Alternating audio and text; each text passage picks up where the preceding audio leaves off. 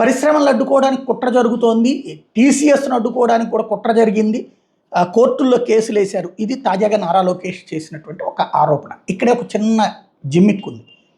లూలు సంస్థకు సంబంధించి ఇచ్చినటువంటి అంశం మీదన గ్రౌండ్ టేబుల్ సమావేశమే జరిగింది.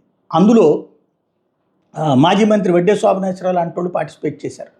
మాజీ విజయవాడ మేయర్ జంధ్యాల శంకర్ లాంటి వాళ్ళు పార్టిసిపేట్ చేశారు. లూలు సంస్థకి విజయవాడ బస్టాండ్ ఇచ్చేయడం ఏందండి? అంతకంటే అమాయకత్వం ఇంకేమైనా ఉందా? వాడు కట్టేది ఏంది? అదేమన్నా పరిశ్రమ? వాడు పెట్టేది ఒకటి దాని పేరేమంటారు, షాపింగ్ మాల్ అని కూడా అనడానికి లేదు. సూపర్ బజార్, పెద్ద super Bazar, hyper market. Hyper market ఎందుకు రాష్ట్ర ప్రభుత్వం పెట్టుకోకూడదు? ఎందుకు ఆర్టీసీకి ఇవ్వకూడదు? ఆర్టీసీని ఎందుకు పెట్టుకోకూడదు? అక్కడ మంచి సెంటర్ కదా. వాడెవడికో 99 ఏళ్ల లీజా? ఇంతకంటే విచిత్రం ఏమైనా ఉందా? దాని మీద అక్కడ వాళ్ళు వ్యతిరేకిస్తున్నారు. అట్లాగే టీసీఎస్ వచ్చేటప్పటికి లోకేష్ గారు అన్నట్టు అదేది దాని పేరేంటది, వైసీపీ వాళ్ళు వేసినట్టు కదా, జడ శ్రవణ్ కుమార్ వేశారు. జడ శ్రవణ్ కుమార్ ఎవరు? జైభీం భారత్ పార్టీ. సుదీర్ఘకాలం పాటు తెలుగుదేశం పార్టీని సమర్థిస్తూ వైఎస్ఆర్ కాంగ్రెస్ పార్టీని తూర్పారబడుతూ జగన్ గద్దె దిగడంలో కీలక పాత్ర పోషించారు. ఆయన నిత్యం ఇంటలెక్చువల్గా డిబేట్స్లో పార్టిసిపేట్ చేసేవాళ్ళు. ఆయన వేసినటువంటి పిటిషన్ కాబట్టి అక్కడ దాంట్లో వైసీపీ అని చెప్పడానికి వీల్లేదు. కాబట్టి ఇక్కడ ఈ రెండిట్లలో కూడా ఇక్కడ తను రైట్ చేసిన పాయింట్ కూడా కీలకమైన పాయింట్. కంపెనీలకు ఇండస్ట్రీస్కి భూములు ఇవ్వద్దని ఎవ్వరూ చెప్పట్లేదు. ఈవెన్ ఆ పిటిషన్లో కూడా చెప్పాల. వాళ్ళకి ఇవ్వండి, లీజుకి ఇవ్వండి. అది కూడా లీజు రూల్ ఏంటి? 33 ఏళ్ళు 66 ఏళ్ళు మన విధానం ప్రకారం. కానీ 99 ఏళ్ళకి లీజులకి ఇవ్వడం ఏంటి? ఏది లీజుకి ఎవరికి ఇస్తున్నారు? లూలుకి. మనకి ఉన్న రూల్ ప్రకారం ఏంటంటే 33 ఏళ్ళు ఇవ్వచ్చు, 66 ఏళ్ళు ఇవ్వచ్చు. మొదటి 10 ఏళ్ళు పూర్తయ్యాక వాళ్ళు సక్రమంగా వ్యాపారం చేస్తున్నాక అప్పుడు 99 ఏళ్ళకి ఎక్స్టెండ్ చేయొచ్చు.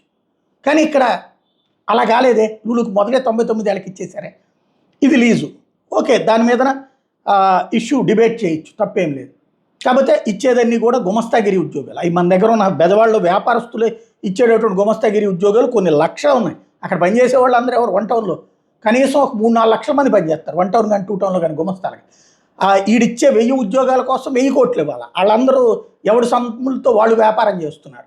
అట్లాంటి 100 వ్యాపార సంస్థలు అక్కడ పెట్టితే కనుక 1000 ఉద్యోగాలు వాళ్ళే ఇస్తారు అక్కడ వాళ్ళే. కాబట్టి అక్కడ ఒక కన్ఫ్యూజన్ ఉంది. అది ప్రజలకి కన్విన్స్ చేయగలగాలి రేపు పొద్దున్న ప్రభుత్వం.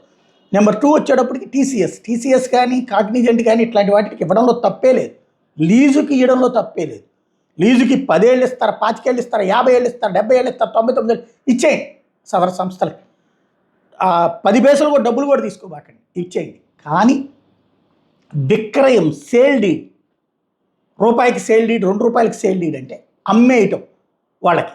రేపు పొద్దునాడు అది చెయ్యకపోతే క్యాన్సిల్ చేద్దామంటే కుదరదుగా సేల్ డీడ్. ఇది ఆ కోర్టులో వేసిన పిటిషన్ యొక్క ఉద్దేశం. కంపెనీ వెళ్ళిపోవాలని కాదు, భూమిని వాడికి అమ్మేసుకునే హక్కు ఎలా ఇస్తాము అన్నటువంటి పాయింట్. వాడు నిజంగా వ్యాపారం పెట్టాలనుకున్నాడు 99 ఏళ్ళకి లీజు తీసుకోమనండి, ఇక్కడ వ్యాపారం పెట్టమనండి. చక్కగా 1000 కాదు 10,000 మందికి ఉద్యోగాలు ఇస్తేనే పండగ. ఖచ్చితంగా హ్యాట్స్ ఆఫ్, సెల్యూట్. అలా కాకుండా భూమి తీసుకుని రేపు పొద్దునాడు జంప్ అయిపోతే, కట్టకపోతే, ఇప్పుడు కిందటిసారి తీసుకున్నాడు ఎవడు కట్టలేదు, వాడికి లీజుకి కాబట్టి మనం వెనక్కి తీసుకోగలిగాం, ఇంక్లూడింగ్ సింగపూర్.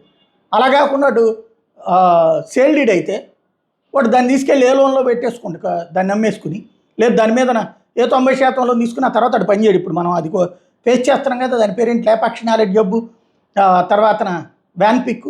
అవి ఏమైనా 10 పైసలు వెనక్కి తీసుకోగలిగాం, ఆ భూమి ఏమైనా వెనక్కి తీసుకోగలిగాం. కాబట్టి అలాంటి సమీక్ష రాకుండా చూసుకోవాల్సిన అవసరం ఉంది. లీజుకి ఇస్తే అసలు ఈ పిటిషనే ఉపయోగం ఉండదు.